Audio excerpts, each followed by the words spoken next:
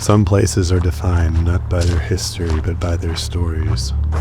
Old Alton Bridge is a testament to iron and timber, a structure of simple purpose.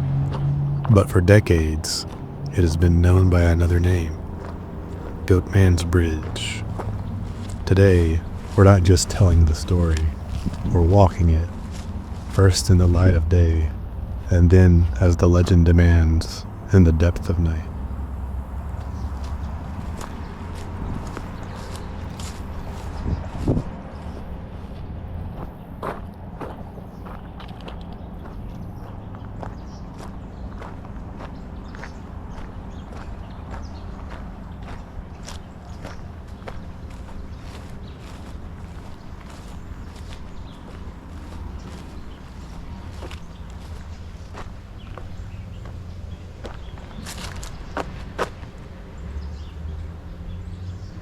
This is how most people see it now, a historic landmark on the National Register, a link for hikers and equestrian trails since it was closed to cars in 2001.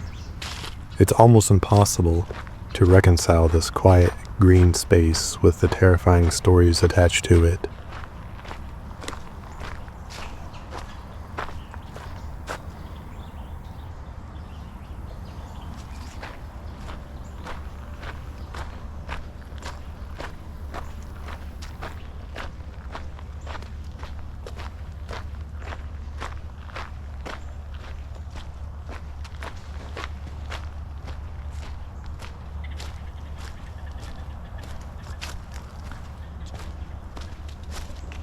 While the bridge's history is layered in legend, the more immediate evidence here is of modern neglect.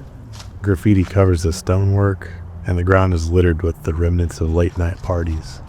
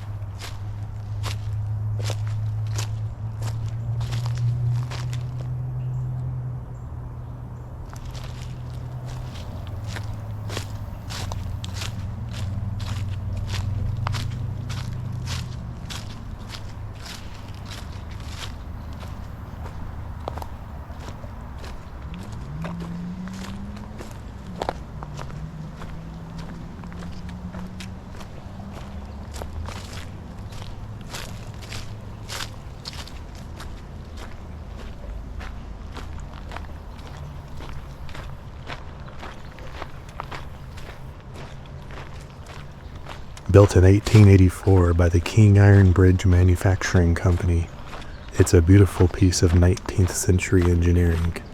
It was built for cattle, horses, and later cars. It was built for practical things, not for ghosts.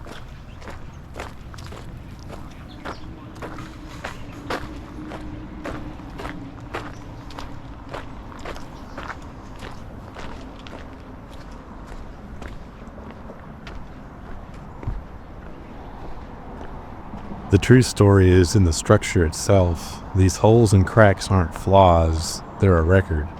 A century and a half of Texas weather has written its history into this wood and iron.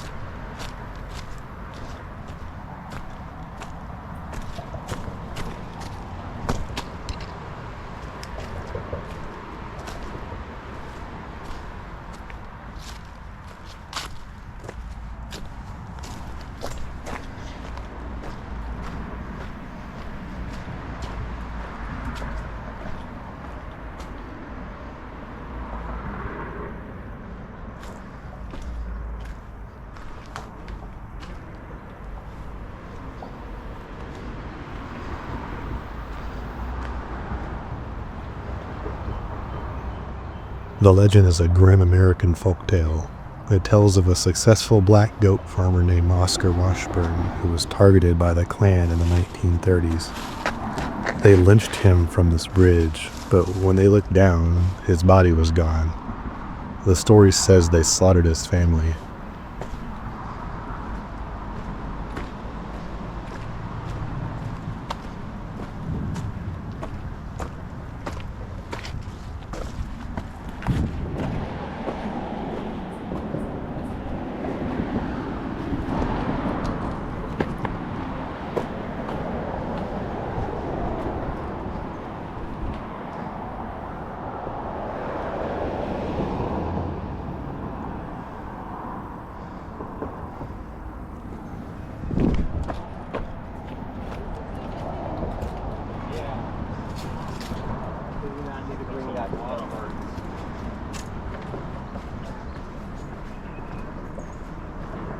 But here's the first and perhaps most important clue. Despite the specificity of the tale, the name, the date, there is no historical evidence that Oscar Washburn ever existed. No census records, no newspaper accounts of the lynching or the murder of his family. The story exists in the realm of oral tradition, not documented history.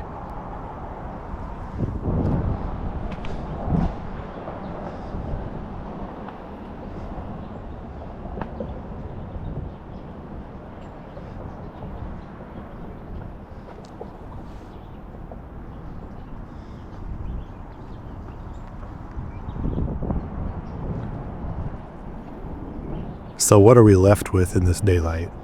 A beautiful old bridge. A tragic story that serves as a vessel for processing a very real history of racial terror.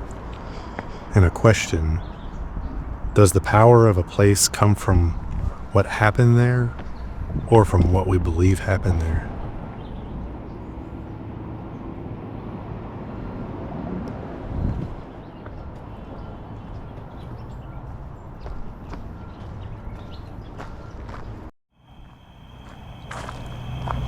But stories have a weight, and belief has a power all its own. As the sun sets, the character of this place changes entirely. The practical bridge recedes, and the stage for the legend is set.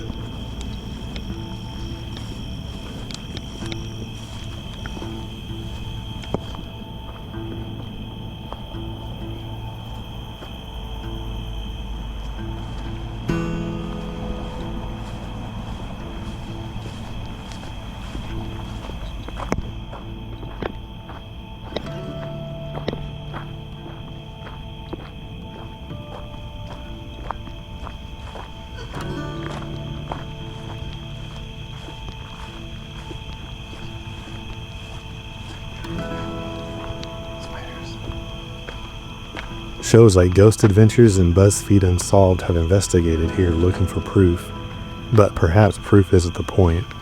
The point is the atmosphere, the primordial unease of being alone in the dark, and a place stained by a story of violence.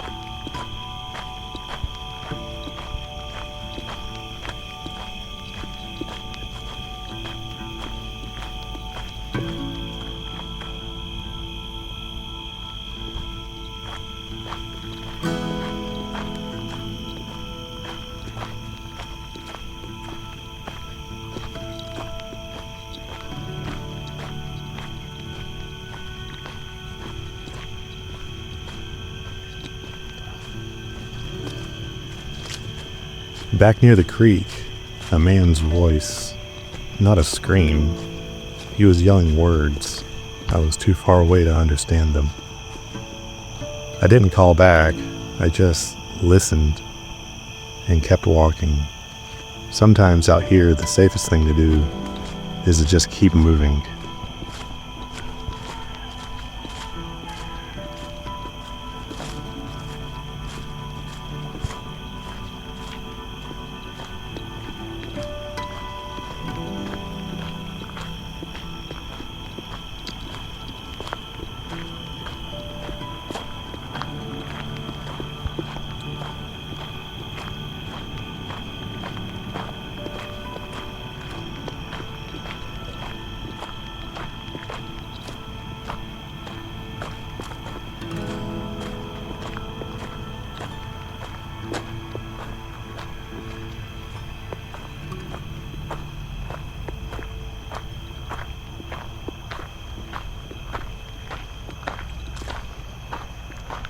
The legend dictates the rules.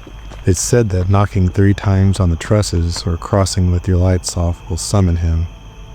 Some say you can hear hooves on the planks, or inhuman screams from the creek below.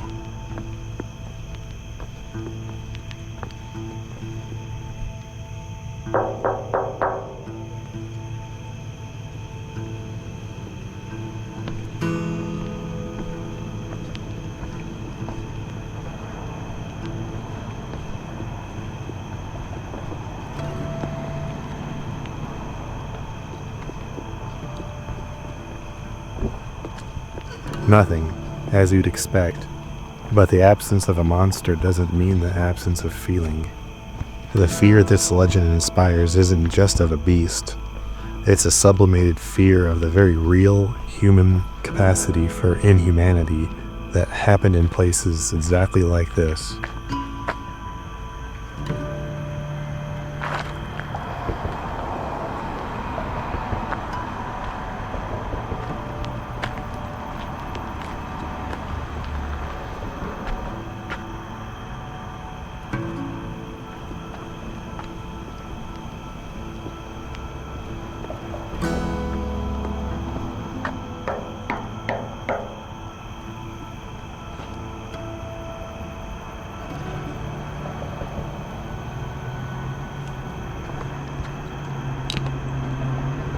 So is Goatman's Bridge haunted by a half-goat demon? I want to believe so. By the idea of Oscar Washburn? By the echo of a tragedy that may not have happened on this specific spot, but happened so many times elsewhere that it has seeped into our collective consciousness? That is far more compelling of a question. The true haunting is the history we can't forget, even when we can't prove it.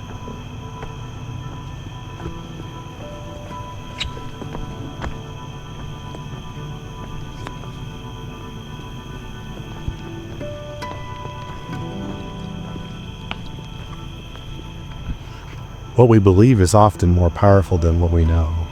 The story of Goatman's Bridge is a dark reflection, a warning from the past told through a campfire tale.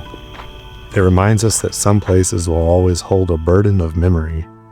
Thank you for watching. If you found this perspective interesting, please consider subscribing for more undramatized explorations of the unknown.